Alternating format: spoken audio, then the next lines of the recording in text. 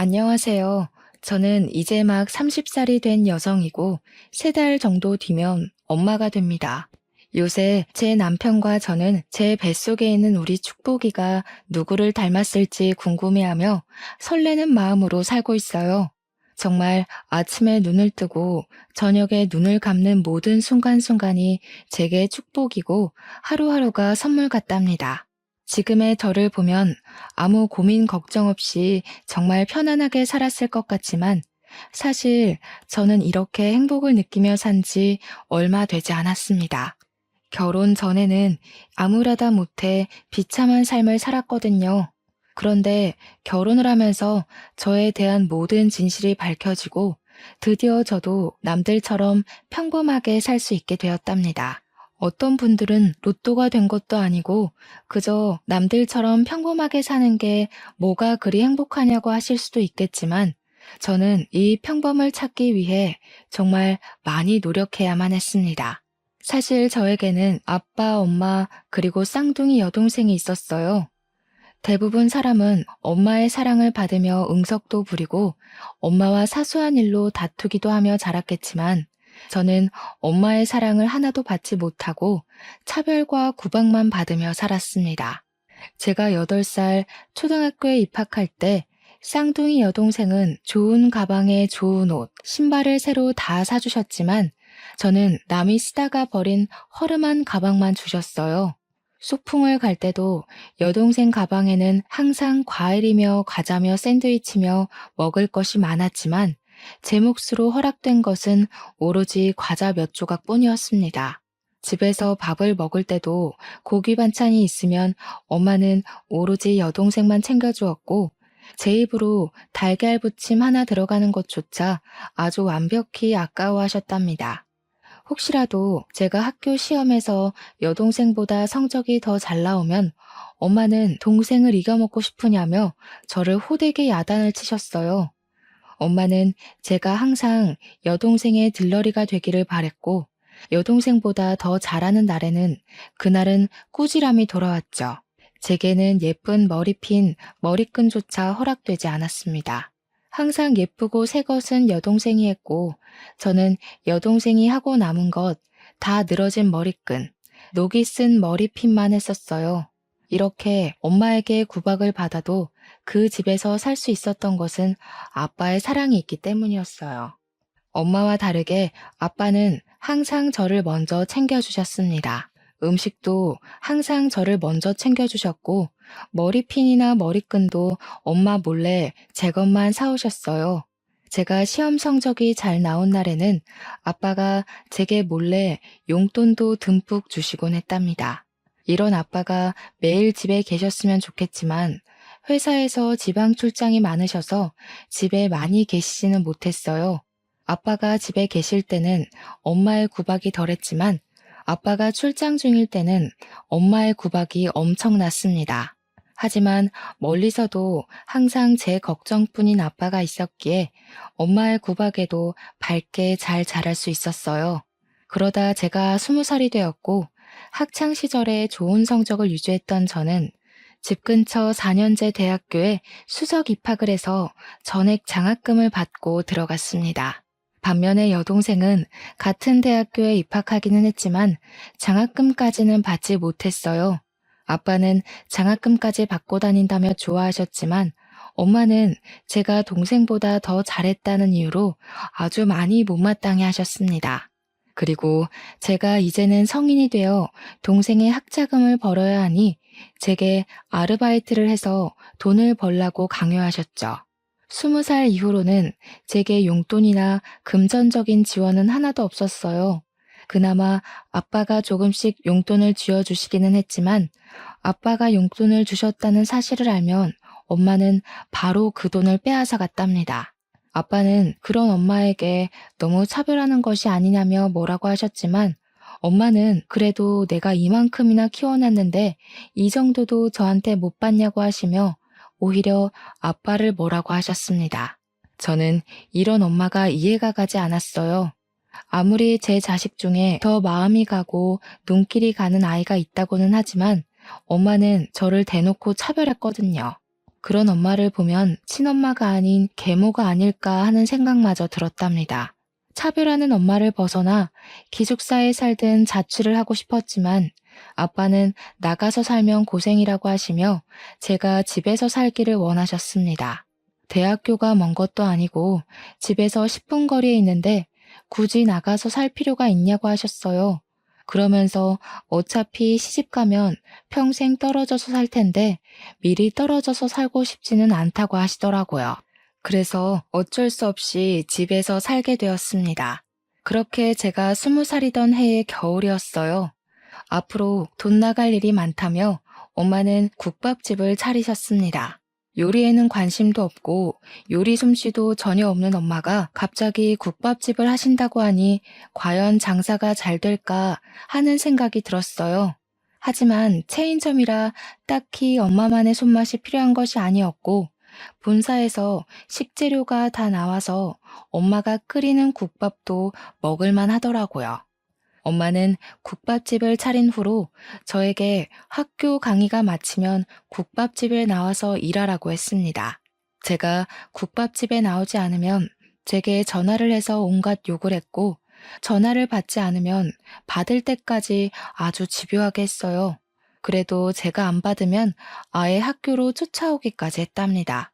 아빠가 집에 있는 날에는 그러지 않았지만 아빠가 집에 없는 날에는 당연히 국밥집에서 일해야 했습니다. 반면에 여동생은 정말 아무것도 하지 않고 그냥 공부만 했어요. 대학교 학비는 물론이고 용돈까지 한 달에 50만 원씩이나 받으며 아주 넉넉하게 생활했지만 저는 돈 한 푼도 받지 못했습니다. 그렇게 1학년 내내 엄마의 국밥집에서 일만 하다 보니 대학교 성적은 모두 다 CED 뿐이었어요. 제가 수석 입학으로 전액 장학금 대상자이긴 했지만 상위 30%의 성적을 유지했을 때 받을 수 있었기에 저의 장학금도 취소되어 버렸답니다. 저는 다시 학비를 내야 하는 상황이 되어 엄마한테 말을 하니 엄마는 저의 학비를 내주지 않을 것이라고 하셨어요. 그래서 아빠에게 부탁해 볼까 싶어 아빠한테 전화했는데 목소리가 좋지 않더라고요. 무슨 일이냐고 여쭈니 병원에서 건강검진을 했는데 위암 초기로 진단을 받아 수술해야 한다고 하셨어요. 게다가 회사에서는 지금 사정이 좋지 않아 더는 월급을 줄 수 없다며 미안하지만 퇴직하라고 하셨대요. 그래서 어쩔 수 없이 아빠는 다니던 회사를 관두시고 위암 수술을 진행해야만 했습니다. 아빠는 퇴직당하시고 병원비까지 나가야 하는 마당에 저는 대학교를 더는 다닐 수가 없다고 판단되어 결국 학교를 자퇴하게 되었어요. 그리고 저는 아빠의 옆에서 병간호했죠. 아빠가 왜 학교에 가지 않느냐고 물으셨는데 그냥 적성이 잘 맞지 않아서 그런다고 하며 대충 얼버무렸네요. 아빠는 자신의 꿈을 찾아야 할 시기에 아빠의 곁에만 있는 제가 걱정되셨는지 제게 공무원 시험 준비를 하라고 했어요.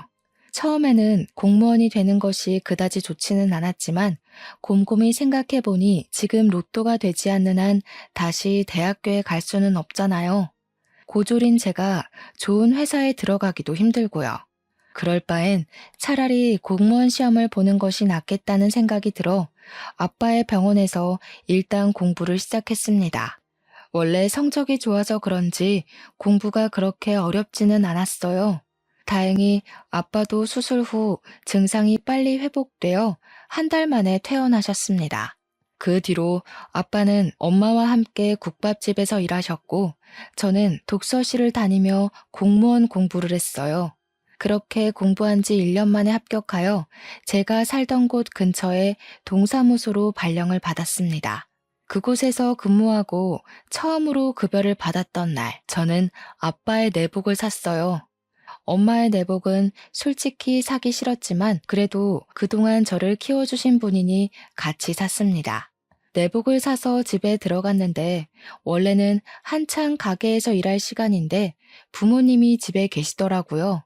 내가 그래도 입양한 딸 저렇게까지 키워놨으면 됐지 뭘 더 하라는 거예요? 난 진미한테 줄 돈 한 푼도 없어요. 당신은 어떻게 사람이 그래? 그동안 그렇게 받아놓고 진미한테 어떻게 그래?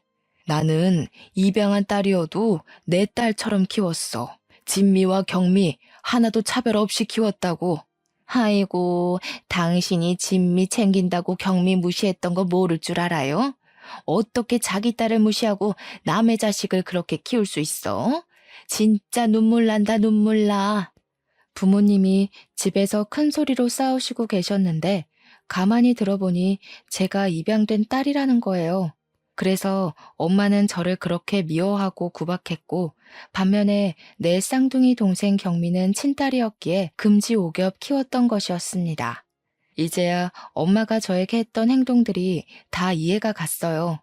저는 충격을 받아 들고 왔던 내복을 그대로 떨어뜨렸습니다.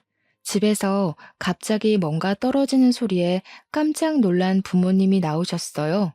지금 이게 다 무슨 소리예요? 제가 입양된 딸이라고요? 그래. 너 아기 때 내가 보육원에서 데리고 왔다. 불쌍한 년 내가 걷어서 키웠다고. 당신은 어떻게 애한테 말을 그렇게 해? 그게 아니고 진미야. 사실은 말이다. 아빠는 저에게 무슨 말을 더 하시려고 했지만 보육원에서 저를 데리고 왔다는 엄마 말에 충격을 받아 아무 소리도 들리지 않았습니다. 그래서 그렇게 저만 보면 못 잡아먹어서 안달이셨어요. 엄마는 어릴 때부터 좋은 것은 다 경미한테, 안 좋은 것은 다 제게 주셨죠. 제가 다 친딸이 아니라서 보육원 출신이라 그런 거예요? 고아 될 뻔한 년 이 정도 키웠으면 됐지 뭘 더 바래? 솔직히 네가 지금 이렇게 공무원 된 것도 다 내 탓 아니야? 내가 너한테 밥도 주고 옷도 주고 했으니까 이렇게 된 거 아니냐고. 경미가 먹다 남긴 밥이요?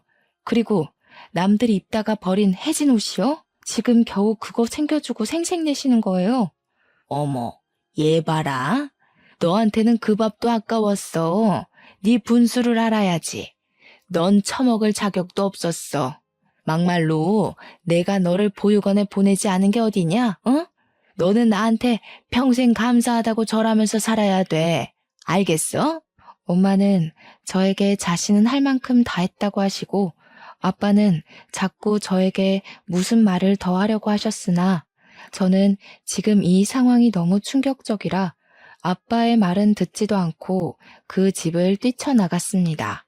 그렇게 집에서 나와 정신이 반쯤 나간 채로 정처 없이 돌아다니다가 정신 차려보니 근무하는 동사무소 앞이더라고요. 근처에 벤치에 앉아서 멍하게 있는데 누군가가 저에게 물 한 병을 건네더라고요. 누군가 싶어보니 저와 같이 동사무소에 같이 입사를 했고 저와 동갑인 남자 직원 상민 씨였습니다. 상민 씨는 퇴근 후 저녁에 운동하러 나왔다가 제가 정신이 반쯤 나간 채로 걸어 다니는 것을 보고 저러다 다칠 것 같아서 쭉 쫓아왔대요. 그러면서 제게 무슨 일 있냐고 물어봤습니다. 저는 상민 씨에게 제가 살아온 이야기부터 오늘 들었던 이야기까지 다 말했어요. 말하다 보니 너무 서럽고 속상해서 눈물이 나서 상민 씨 앞에서 펑펑 울고 또 울었습니다. 목소리가 잠기고 눈이 퉁퉁 부을 정도로 울고 나니 좀 살 것 같더라고요. 이렇게 제 마음의 상처를 털어놓고 이성을 차리고 보니 제가 괜히 상민 씨를 붙잡고 귀찮게 한 것 같았어요. 그래서 제가 너무 진상이었다고 미안하다고 하니 상민 씨가 아니라고 하며 이렇게 한 번씩 풀어내야 한다고 했습니다. 그리고 상민 씨도 자신이 나와 비슷한 처지라며 살아온 이야기를 해줬어요. 상민 씨도 아기 때부터 19살 때까지 보육원에서 살다가 퇴소를 했대요. 그 후 일단 고시원에 들어가서 9급 공무원 책을 사서 하루에 3시간만 자고 삼각김밥만 먹으며 죽자사자 공부했고 2년 만에 합격해서 지금 근무하는 이 동사무소로 발령을 받았답니다. 그런데 상민 씨는 본인 명의 아파트가 있었거든요.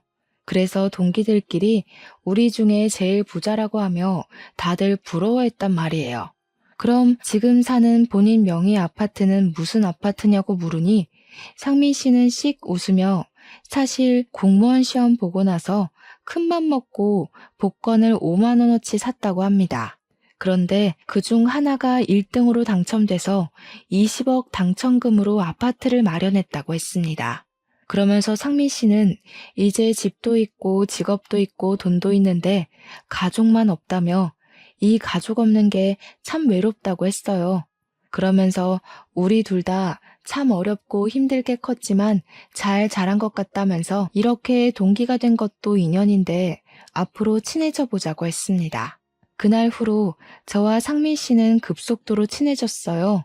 일하다가 힘들거나 선배한테 혼났을 때 서로에게 위로가 되어주기도 했답니다.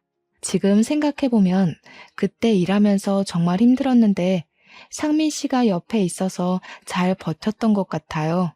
우리는 퇴근 후에도 종종 연락하고 너무 스트레스를 받는 날이면 동네 편의점에서 간단히 맥주 한 캔을 하며 하루의 피로를 날렸습니다.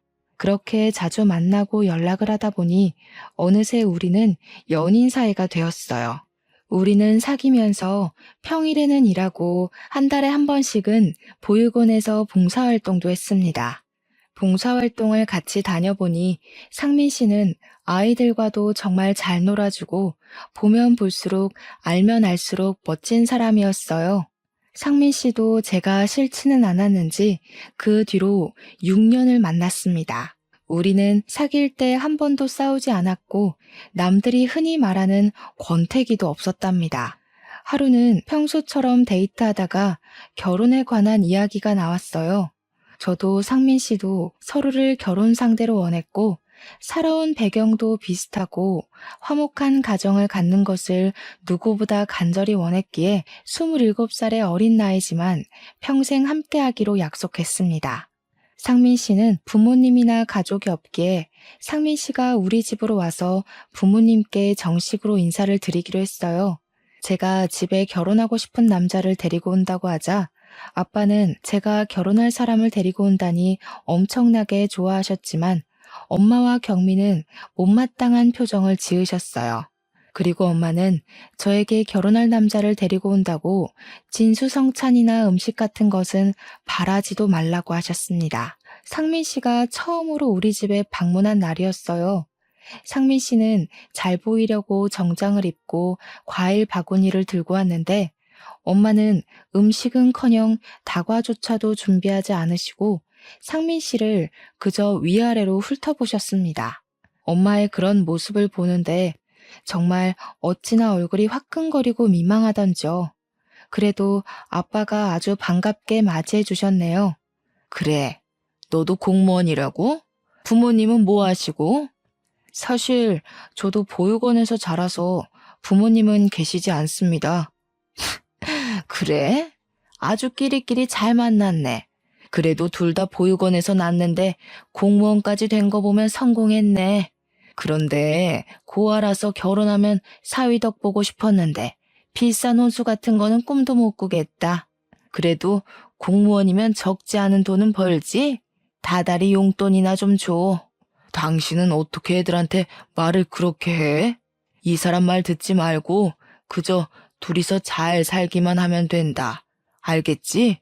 내가 그동안 얘를 열심히 키워서 이렇게 성공시켜놨는데 나도 그 정도는 받아먹고 살아야지. 내가 꽁으로 쟤 키웠어? 그만 좀 해. 미안하다 얘들아. 참, 그럼 결혼하면 집은 어떻게 할 거니? 어쩌긴 뭘 어째. 당연히 우리 집에 들어와서 살든가 해야지. 보육원 출신인데 뭐 집이라도 있겠어? 사실 상민 씨 아파트가 있어요. 거기에 들어가서 살 거예요. 아파트가 있어? 몇 평인데? 어디에? 아니, 보육원에서 자랐으면 친척도 없을 텐데 요새 같은 시대에 어떻게 집이 생겼대? 그냥 어쩌다가요. 집은 28평이고 우리 집 근처예요. 엄마는 저와 상민 씨가 돈으로만 보이는지 용돈을 다달이 무조건 달라고 하시고 상민 씨가 아파트가 있다고 하니 아주 좋아하는 것이 눈에 보였습니다. 저는 그런 엄마의 모습을 보니 상민 씨한테 정말 미안하고 민망했어요. 그날 집에서 나왔는데 상민 씨의 표정이 굳어서 한동안 아무 말 없이 그저 걷기만 하길래 저는 상민 씨가 헤어지자고 말할 것으로 생각했답니다. 그래서 제가 먼저 하고 싶은 말 있으면 뭐든 하라고 했어요. 상민 씨는 벤치에 앉았고 저도 그 옆에 앉았습니다. 상민 씨는 한참을 뜸을 들이다가 혹시 이 자리 기억나냐고 물어보더라고요. 저는 잘 모르겠다고 하니 5년 전에 우리가 처음으로 밖에서 만나 서로의 살아온 이야기를 나눈 곳이라고 했습니다. 생각해보니 5년 전 제가 입양된 아이라는 사실을 알고 정신없이 밖에 떠돌다가 앉았던 동사무소 앞 벤치였어요. 사실 그날 이 벤치에서 울면서 살아온 이야기를 하는 진미 씨를 보면서 그때 이미 진미 씨의 가족이 되고 싶다고 생각했어요. 그때는 우리 나이가 어렸고 가진 게 없어서 결혼하자는 말은 못했죠. 그런데 방금 진미 씨 엄마를 만나니 저런 엄마 밑에서 진미 씨가 어떻게 이렇게 밝고 건강하게 잘 컸을 수 있을까 하는 생각도 들고 한편으로는 그동안 얼마나 힘들었을까 하는 생각에 안쓰러워서 눈물 나서 혼났네요. 그래서 이제는 정말 빨리 진미 씨한테 행복한 가정, 좋은 가족을 만들어주고 싶어요. 우리 빨리 결혼해요. 상민 씨는 엄마의 모습이 실망스러웠을 텐데 그 와중에도 먼저 결혼하자고 손을 내밀어 주었습니다. 저는 상민 씨의 그런 마음에 감동하고 바로 상민 씨와 결혼식을 준비했어요. 신혼집은 그냥 상민 씨의 집에서 하기로 하고 어지간한 가구나 가전제품은 다 있으니 침대만 새로 드리기로 했습니다. 그리고 웨딩드레스도 고르러 갔어요. 다행히 저와 상민 씨의 마음에 드는 것이 있었고 저는 웨딩드레스를 입은 사진을 찍어 아빠한테 보냈어요. 아빠는 저의 사진을 보자마자 우리 딸이 세상에서 제일 예쁘다고 답장을 보내주셨답니다. 그리고 상민 씨와 밥을 먹는데 아빠 번호로 전화가 왔어요. 아빠가 교통사고가 나서 현장에서 사망하셨다는 게 아니겠어요? 저는 바로 병원으로 달려갔습니다. 상황을 들어보니 3톤 트럭이 아빠의 차를 들이받아 사고가 났는데 아빠의 차는 형태를 알아볼 수 없을 정도로 찌그러졌대요. 저는 바로 엄마와 경미한테 전화를 했습니다. 그런데 아무도 전화를 받지 않더군요. 저는 생각지도 못했던 아빠의 장례식이라 충격을 받아 손만 덜덜 떨고 있었어요.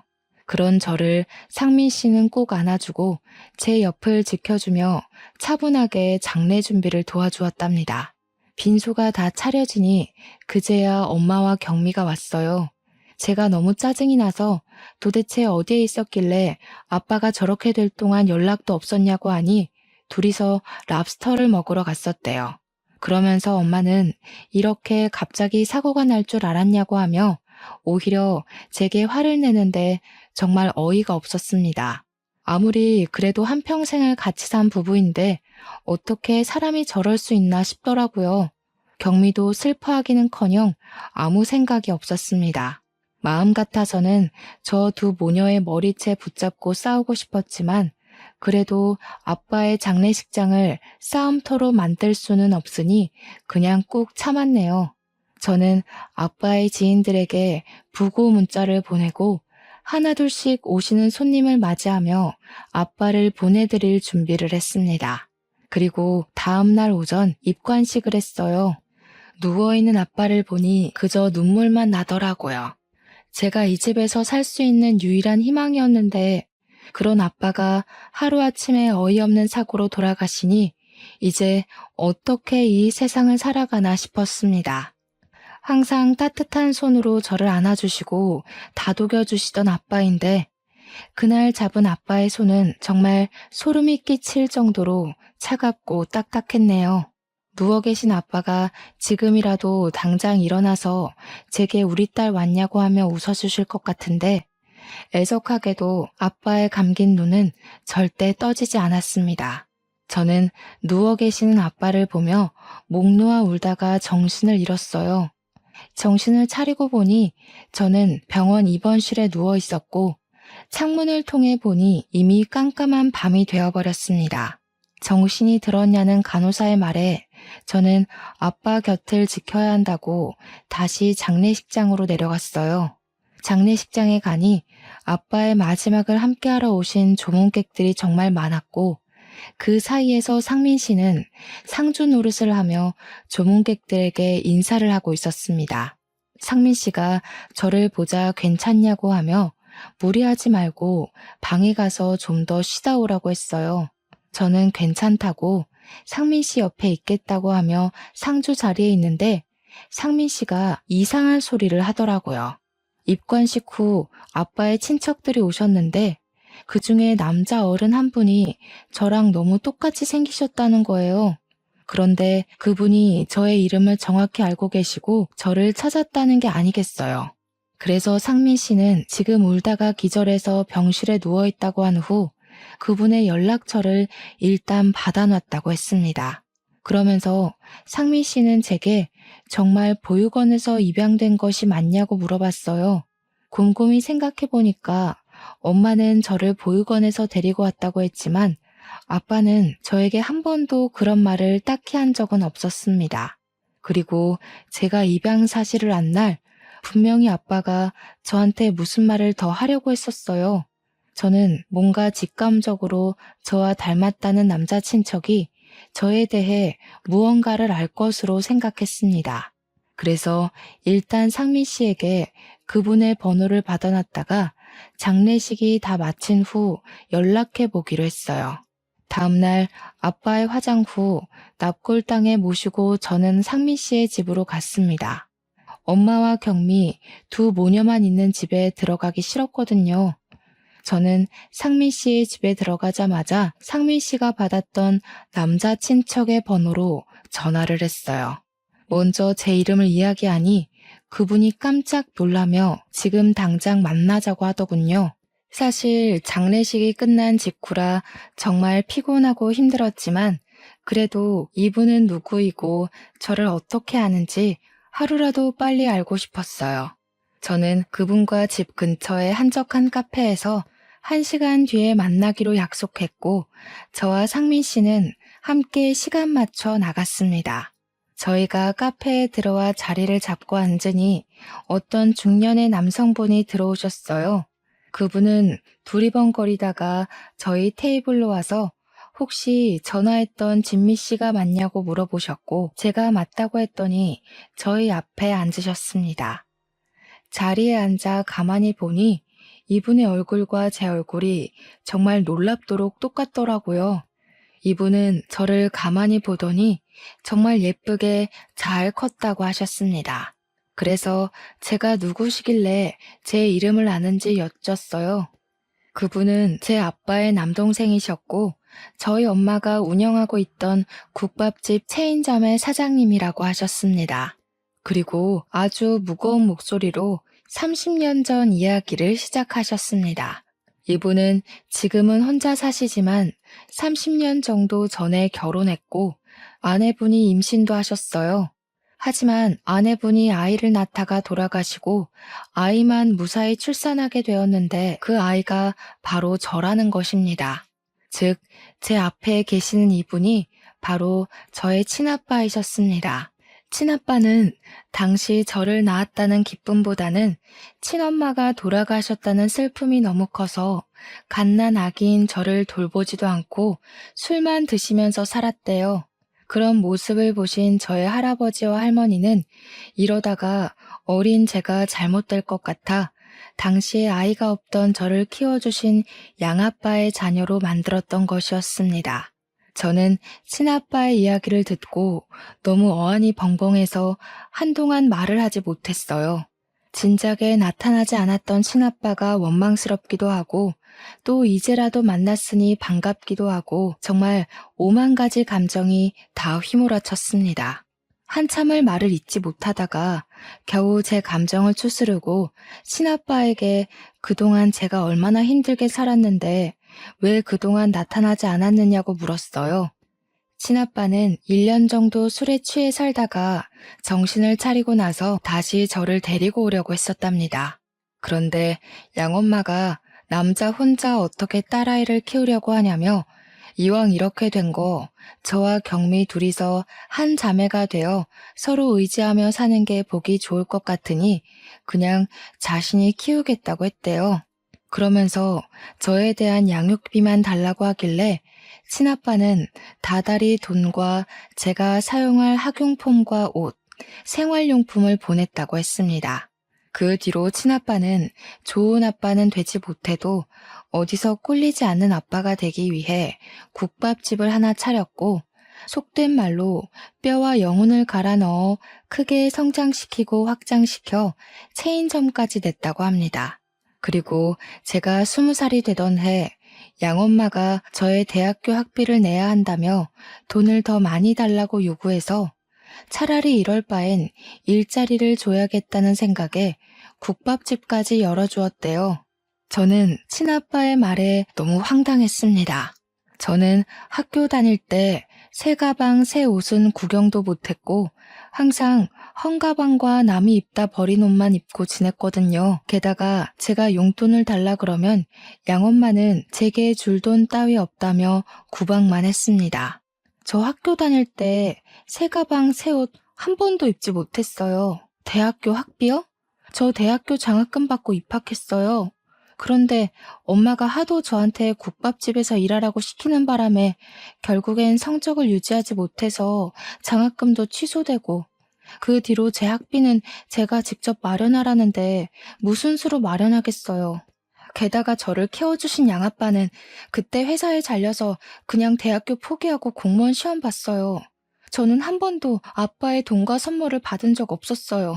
그랬다고? 형수는 매번 받아서 다 너한테 줬다고 했었는데, 그래서 형수가 형한테는 따로 말하지 않아도 된다고 했었구나. 사실 형수가 매번 돈을 받으면서 형한테는 따로 이야기하지 말라고 신신당부를 했었어. 형이 동생한테 돈 받는 것에 대해 자존심 상해한다고 말이야. 자존심이 상했던 게 아니라 형수가 모든 것을 다 가로채려고 그랬던 거였어. 가만두지 못하겠다. 형수한테 다 따져야겠어. 친아빠는 분노에 차서 바로 양엄마에게 따지러 집으로 갔습니다. 그런데 집에 웬 남자들이 있었고 양엄마는 그 남자들에게 돈 봉투를 주고 있더라고요. 그 사람들과 양엄마는 친아빠 그리고 저와 남편을 보더니 깜짝 놀라했어요.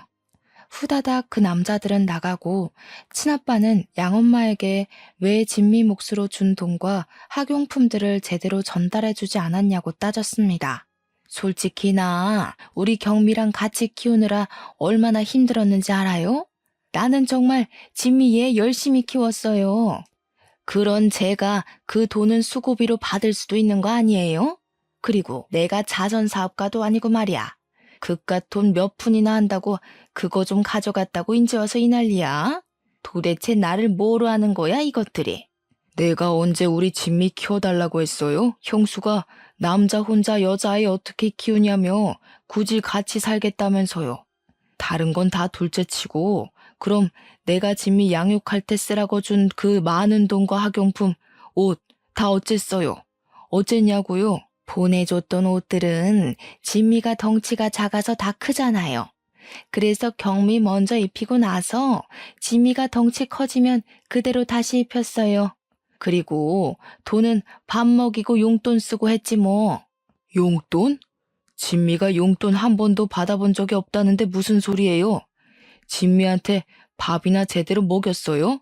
밥을 얼마나 안 먹였으면 애가 이렇게 작아. 다 당신 통장으로 들어간 거지?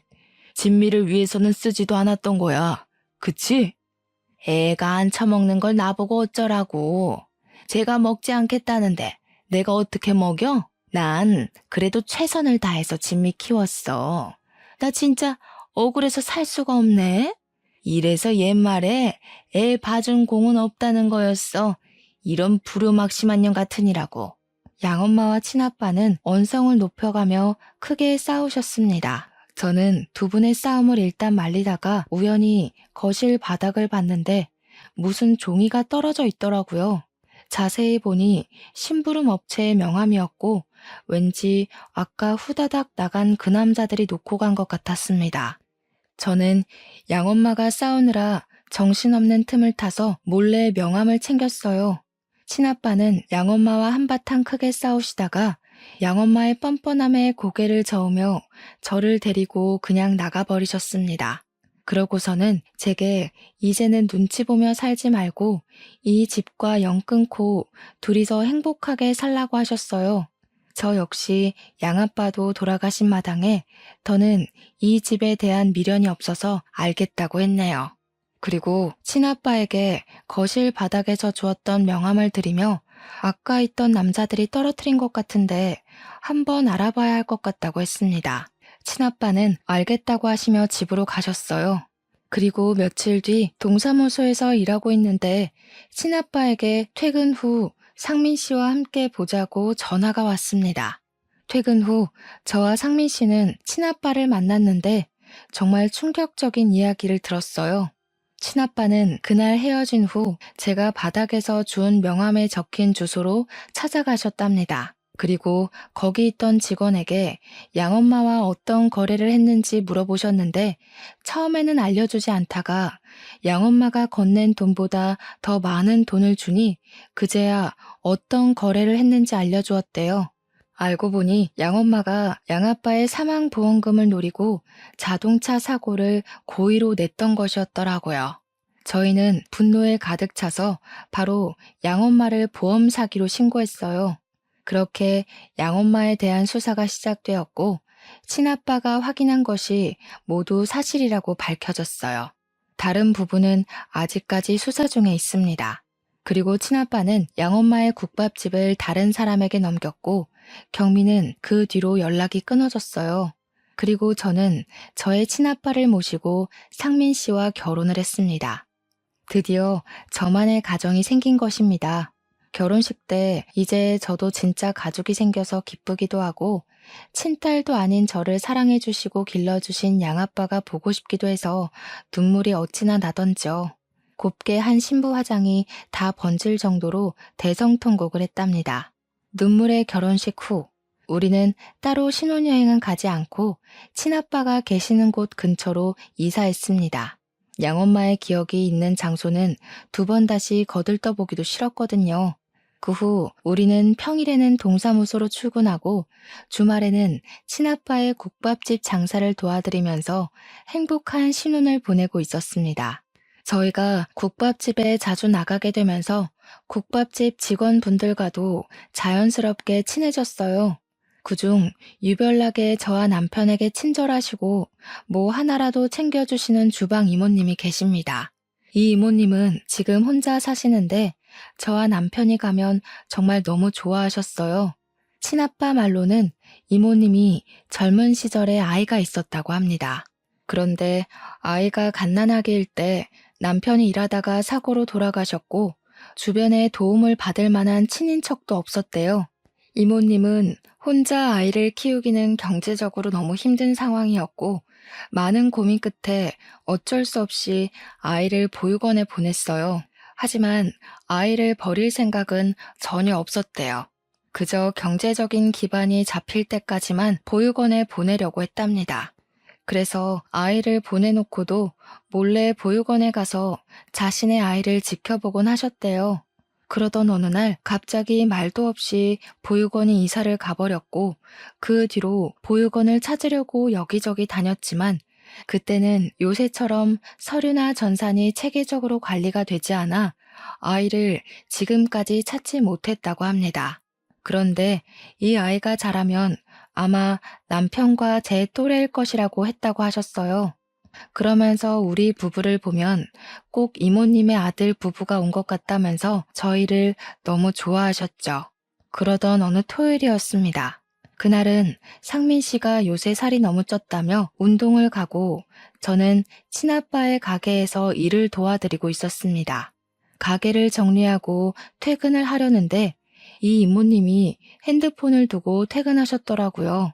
이모님 핸드폰을 카운터에 두며 우연히 배경화면을 보게 되었는데 배경화면에는 담요에 쌓인 아기 사진이 있었습니다.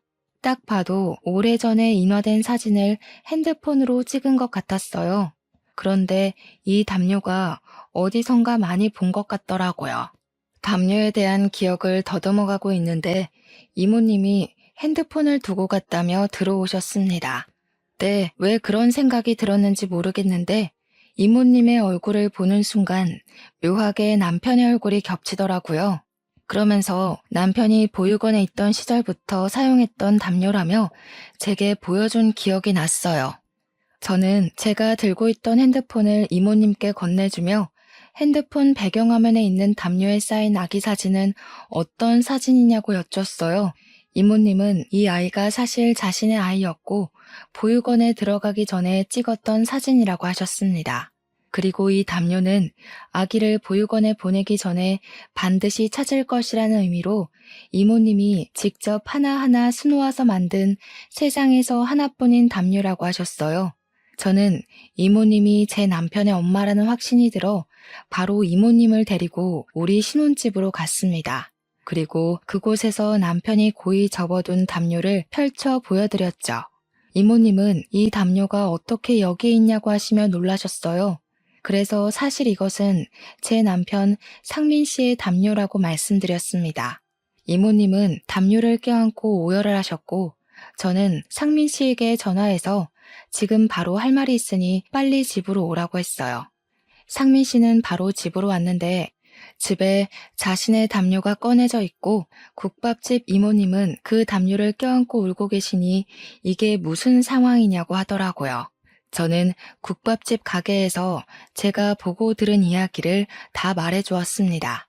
국밥집 이모님, 아니 저의 시어머니는 남편을 붙잡고 이제야 찾아와서 미안하다며 대성통곡을 하셨습니다. 남편 역시 처음에는 어안이 벙벙해져서 있다가 시어머니의 핸드폰 사진을 보고 나서 자신의 어머니임을 깨닫고 눈물을 흘렸습니다.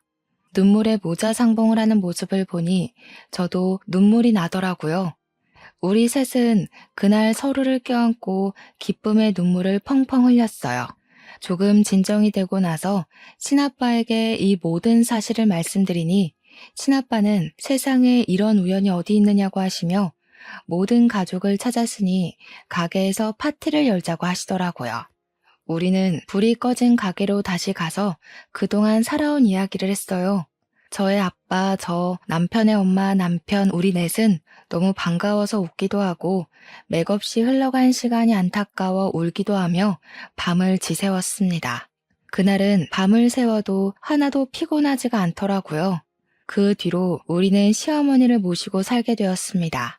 여기 사연들을 보면 80%는 시어머니와의 갈등 때문에 고민을 많이 하시지만 저의 시어머니는 정말 친엄마처럼 너무 잘 대해주세요. 그래서 저는 이분을 어머니가 아닌 엄마라고 부릅니다. 남편은 친아들인 자기보다 제가 더 엄마와 친하다며 우리 사이를 질투한답니다. 그리고 지금은 어린 시절에는 한 번도 받아보지 못한 엄마의 사랑을 듬뿍 받으며 마음 편히 살아서인지 드디어 기다리고 기다리던 아기가 생겼어요. 사연을 시작하기 전에 말씀드린 것처럼 지금 임신 7개월 차이고 딸이랍니다. 정말 요새는 우리 딸이 저를 닮았을지 아니면 남편을 닮았을지 너무 궁금하고 딸아이 얼굴을 볼 생각에 하루하루가 설렙니다. 딸이 아빠를 닮으면 잘 산다던데 꼭 우리 남편을 닮았으면 좋겠어요. 흔히 하는 말로 인생에 누구나 3번의 기회가 찾아온다고들 합니다. 지금 생각해보면 저의 첫 번째 기회는 상민 씨를 만난 것이고 2번째는 상민 씨를 통해 내 친아빠를 만난 것이며 3번째 기회는 엄마 같은 제 시어머니를 만난 것 같아요. 제가 어릴 때는 가족의 사랑을 그리워하며 우울하게 자랐지만 이제는 화목한 가정에서 좋은 가족들과 함께 사니 이게 진짜 행복이 아닐까 싶네요. 저의 진짜 가족인 친아빠, 친엄마처럼 저를 사랑해주시는 시어머니, 죽을 때까지 제 편이 되어줄 것이라고 말하는 남편, 그리고 제 뱃속에 있는 선물 같은 축복이와 함께 있으니 정말 요새는 세상을 다 가진 기분이랍니다. 그리고 3개월 뒤에 태어날 제 딸 축복이에게는 제가 어릴 때 받지 못했던 사랑을 듬뿍 주며 멋진 여성으로 키워서 세상 사람들에게도 사랑받을 수 있는 아이로 키우고 싶습니다. 저의 사연은 여기까지입니다. 청취자 여러분도 다들 행복한 일만 가득하시길 진심으로 기원합니다. 감사합니다.